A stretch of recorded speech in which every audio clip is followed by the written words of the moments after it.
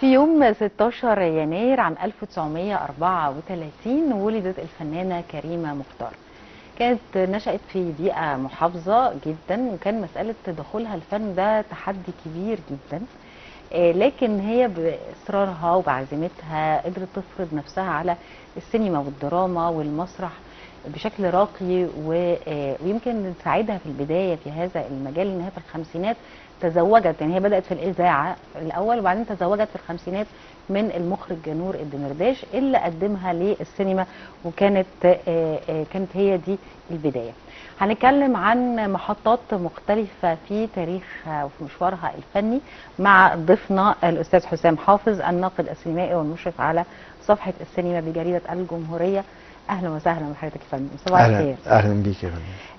خلينا نبتدي معاك كده انه احنا عندنا فنانين كانوا عظام بشكل كبير قوي وفقدناهم. قد ايه بيبقى فقدانهم زي فقدان زي الفنانه كريمه مختار اللي لقبت بأم السينما لانها اتشهرت قوي بادوار الام وكانت بتأديه بشكل رائع جدا.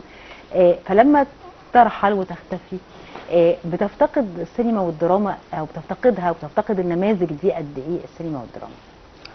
طبعا بالتاكيد، يعني لان الحقيقه ان جيل الفنانه الكبيره راحله كريمه مختار كان يعني بالنسبه للسينما المصريه يعني شاف وعرف فنانات كبار قبل أيوة. كريمه مختار قاموا بدور فردوس محمد مثلا كانت هي اللي بتقوم بدور فردوس محمد بدور الام بشكل كبير، وعزيزه حلمي طبعا، وطبعا امينه رزق وكده. فهي دول المدرسه اللي اتعلمت فيها كريمه مختار، يعني أيوة. هي شافت امهات قبلها على شاشه السينما، الناس حبتهم وارتبطوا بيهم وكده.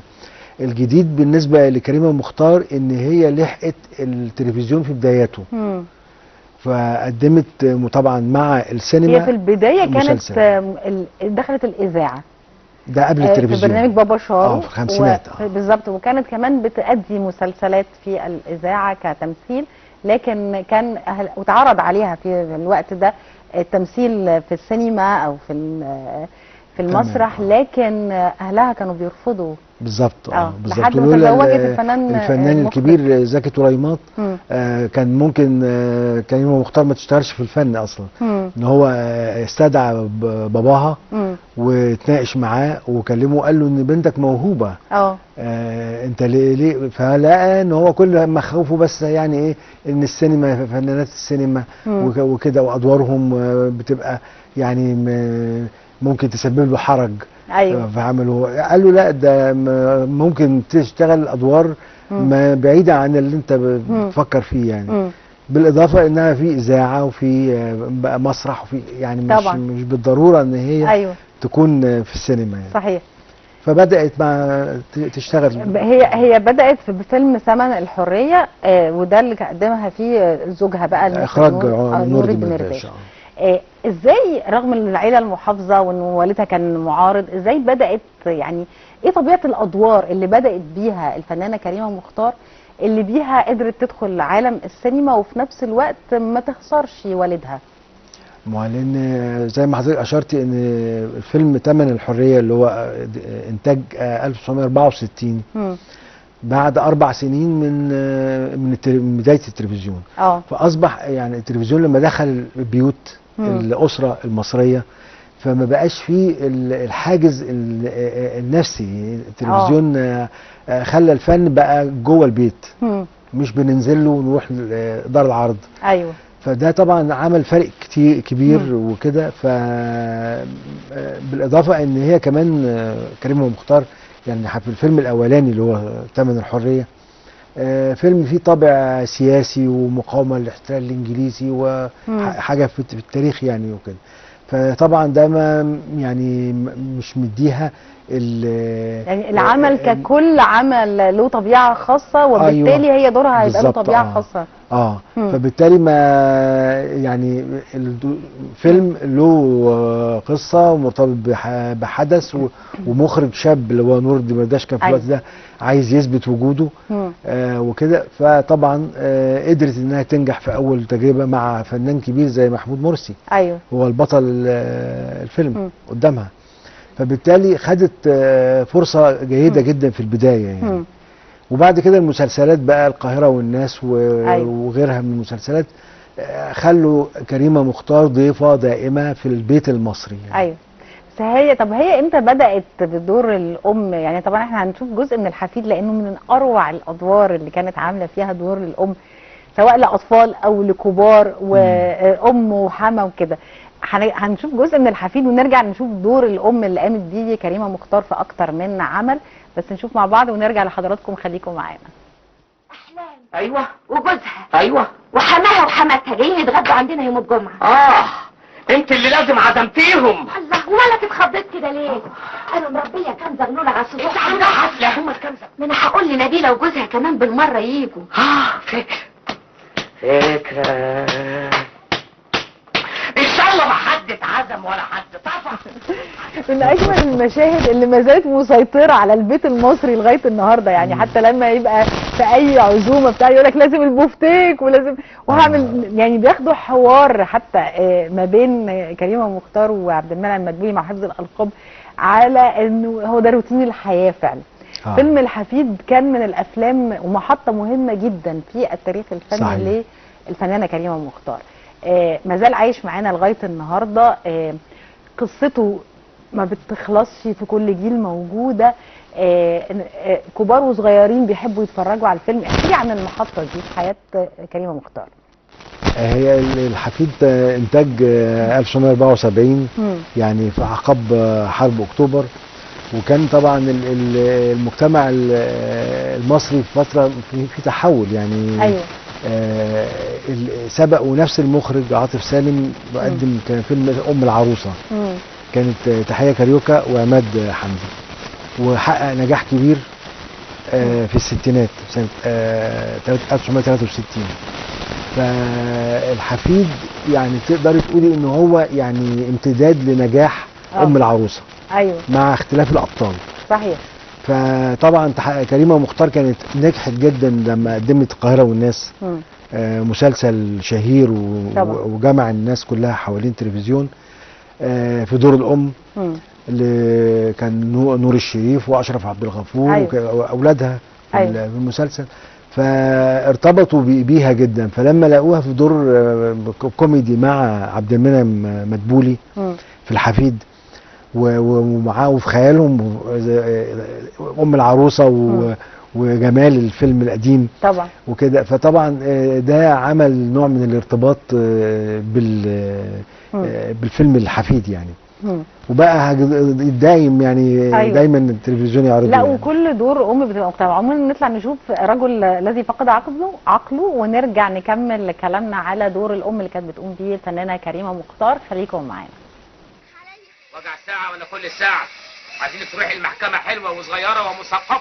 كفاية. بقول لك ايه، مش عايزين ابويا يلاقي مبرر انه يبص لحد غيرك. يلا اقعدي هنا. هنبتدي. يلا. واحد.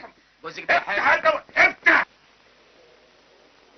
السيد إكرامي أحمد سعد. السيد زكي أحمد سعد. الست فهيمة محمد مرعي. من الافلام ايضا الجميله ومحطه مختلفه يعني. دور الام يعني هي اي نعم دور الام كانت بارعه فيه في ادوار مختلفه، او هي قادره عندها الامومه عاليه يعني. ولكن بتجد ان العمل في كل عمل مختلف يعني. هي في الحفيد غير في الرجل الذي فقد عقله، غير مثلا في العيال كبرت وهنشوف برضو جزء منه بعد شويه. فيها طيبه قوي يعني. ام مصريه اللي هي الست المصريه الطيبه قوي اللي على نيتها يمكن يعني. صحيح. يجوز لينا ان احنا نقول يعني. صحيح. ما هو ده اللي حقق لها النجاح عند المشاهدين. ايوه. يعني لقوا ان كأن امهم او اختهم او جارتهم هي اللي بتمثل في المسلسل او في الفيلم. فده طبعا عمل يعني لها نجاح كبير. أقول يعني كمان هل المخرجين اللي حطوها في الاطار ده كان ممكن تعمل ادوار تانية تبقى مختلفه؟ يعني هي عندها قدره تمثيليه عاليه جدا. فالمخرجين اللي حطوها في القالب ده ولا هي اللي كانت بتحب الدور ده؟ والله انا اميل للراي ان هي كانت بتحب الاداء النوعيه دي من الادوار. لانها طالما حققت نجاح، هو الفنان برضو كل همه النجاح. أيوة. يعني هي حققت نجاح جماهيري في دور الام، طب ليه تغيره او ليه يعني مش هدف في حد ذاته يعني. أيوة. طالما ان زي مثلا لما عملت ماما نونا مع يحيى الفخراني، هي كانت متقدمه في السن وكانت كبيره وكده، لكن لقت ان في جديد في في الدور. في مراحل سنيه يعني بدايه من الحفيد، هي في مرحله سنيه وسط كان ممكن تعمل ادوار تانية او ما تبقاش ام وحما وجده وكده يعني. فاقصد اقول انه هل هي اللي حبت حاجه؟ بتقولي انك بتميل اكتر لان هي فكره انها اللي حبت. طب نشوف جزء من العيال كبرت ونرجع نكمل كلامنا مع حضراتكم، خليكم معانا. وتعملي شعرك مزمبليط وتخرجي معانا. انا اسيب المطبخ واسيبكم لوحدكم واسيب الشقه تتسرق واخرج؟ ما احنا بنسيبك وبنخرج كلنا، اشمعنى انت اللي بطش بتاع البيت؟ طيب بس بقى يا سلطان سيبني بقى عشان اللي الطبيخ لوحده والحلل جوه يا حبيبي، خلينا اشوف شغلي. لسه الحته ما خلصتش بقى. دي من المحطات التانية اللي عايزين نتكلم فيها الخاصة بالمسرح. يعني يمكن طبعا مسرحية العيال كبرت دي كانت من المسرحيات اللي ما زالت محققة نجاح لحد النهاردة. كان سبقها قبل كده ميرامار والأرض. يعني ليه ما كانتش من الممثلات او ما خدتش المسرح بشكل اقوى من كده؟ هو في ادوار على فكره هي قامت بيها يعني غير دور الام في فتره الستينات. ايوه. لكن يمكن احنا ما شفناش تمام، ما تمش تصوير المسرحيات دي فما نعرفهاش او كده. لكن لما لقوا برضو المسرح اتجه للكوميديا، هي برضو يعني ما حصلهاش جمود او لا، يعني سارت الجو يعني. قدرت انها تطلع مع جيل جديد من الكوميديانات وتساعدهم يعني في الافيهات. هي عموما فكره الطلوع مع الاجيال الجديده زي فيلم الفرح مثلا، كانوا كله شباب، فهي مسانده. هي كمان كانت بتقدر فكره انه يعني لكل جيل زهوته ولكل زمن بتبقى عارفه تلاقي ادوارها، ما تحكيتش على نفسها. ده اللي انا اقصد اقوله يعني. صحيح. فوجودها في فيلم الفرح مثلا ليه؟ لان هي دايما كانت بتقول ان هي داعمه للاجيال الجديده من الفنانين. ايوه. فحته الدعم ده جزء اساسي، وعلى فكره ده قريب من شخصيه الام. لان الام في الحقيقه كده. ايوه. يعني بتدعم ابنائها. صحيح. فهي بتتعامل مع الفنانين الشباب زي ابنائها. وبتدعمهم وتساعدهم في ادوارهم وكده، زي ما حضرتك اشرتي فيلم الفرح مع المخرج وائل احسان. هنشوف جزء منه دلوقتي مع المخرج سامح عبد العزيز. ومجموعه برضو من الشباب. أيوة. نشوف جزء منه ونرجع نكمل كلامنا مع حضرتك ومعاكم، خليكم معانا. بتعيطي ليه بس؟ انا بنصحك يا اختي لوجه الله، هتخش النار يا منيله. انا ذنبي ايه؟ مش انتوا اللي بعتوا تجيبوا رقاصه؟ يا اختي ده انا ريقي ناشف. اقول بلاش رقاصه. تعاليلي وانا ربنا يقدرني يوديكي اللي فيه النصيب. وانت يا اختي متجوزه ولا مزمزال؟ متجوزه وعندي بنت، واللي انا متجوزه اسم الله على مقام. قد ايه كانت طبيعيه قوي، يعني دايما ما بشوفها في كل اعمالها طبيعيه قوي حقيقي. يعني مفيش تمثيل. ماما نونا بقى، وهي بعد كده يعني لو كنا بنقول ان هي خدت لقب ام السينما نتيجه دور الام اللي دايما بتقوم بيه، ماما نونا بقى عملت قلبان وفضل بقى اسمها ماما نونا يمكن لحد يوم رحيلها، اللي هو بالمناسبه بنأكد ان هو كان ايضا في شهر يناير، يوم 12 يناير 2017. فكره ماما نونا عملت حاله رهيبه. المسلسل بطبيعه الحال طبعا كله كان حلو، الفنان يحيى الفخراني وجميع الابطال، ولكن اقصد ان ماما نونا عملت تاثير على المجتمع المصري. الناس حزنت حزن وكانها فعلا ده كان رحيلها، حزنت لما ماتت في المسلسل. وبقى حتى البرامج التلفزيونيه يوميها كانت بتتكلم على ماما نونا وكانها شخصيه حقيقيه عايشه معانا.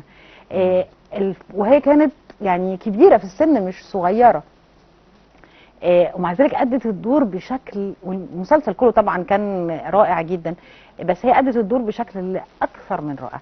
نتكلم عن المرحلة دي وتأثير ماما نونا عليها بعد كده.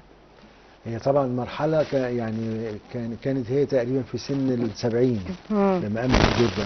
طبعا ده سن متقدم بالنسبة للفنان يعني الفنانة.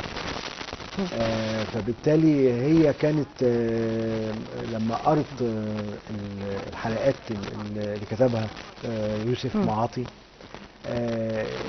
لقيت ان الدور ماما نونا يعني بيقدمها بصوره اللي هي الام ولكن كمان هي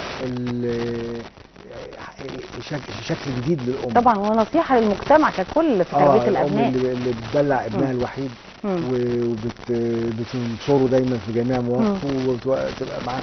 يعني دي حاجه كانت منتشره على طبعا. لا وهي بقى هذا الدور الحقيقه تميزت فيه وكان مميز، وما زالت الناس كلها بتفتكرها تفتكر ماما نونا. احنا وصلنا لنهايه لقائنا النهارده. انا بشكر حضرتك شكرا جزيلا استاذ حسام حافظ الناقد السينمائي والمشرف على صفحه السينما بجريده الجمهوريه. شكرا لحضرتك يا فندم. بيظل الفنان دايما عايش معانا طول ما اعماله خالده وعايشه معانا. نطلع لفاصل ونرجع لحضراتكم على طول.